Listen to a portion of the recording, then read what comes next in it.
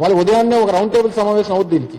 ఈ ఎల్లో మీడియాలో ఉన్నటువంటి ఓనర్స్, ఎడిటర్స్, లేకపోతే ఈ మీడియాలో ఉన్నటువంటి స్టేట్ ఈ బ్యూరోలు కానీ వీళ్ళందరూ కలిపి ఒక రౌండ్ టేబుల్ సమావేశం. సహజంగా మీ ఒక ఛానల్కి అయితే ఆ ఛానల్లో ఉన్న వాళ్ళందరూ మాట్లాడుకుంటారు. కానీ ఎల్లో మీడియా ఏంటంటే అందరూ కలిసి మాట్లాడుకుంటారు. సినిమా పేరు వేరు, స్టోరీ ఒకటే. యాంకర్లు వేరు, సబ్జెక్ట్ ఒకటే.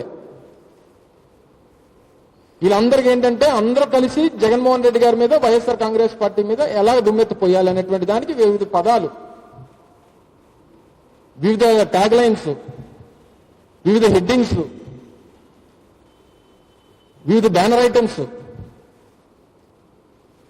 మీకు పదాలు పైన పేర్లు లేదా సాయంత్రం ఉదయం అయ్యేటువంటి డిబేట్స్ లో పెట్టేటువంటి వారి స్లోగన్స్, పదాల్లో తేడా ఉంటుంది కానీ భావం ఒకటే. అది గొప్పతనం.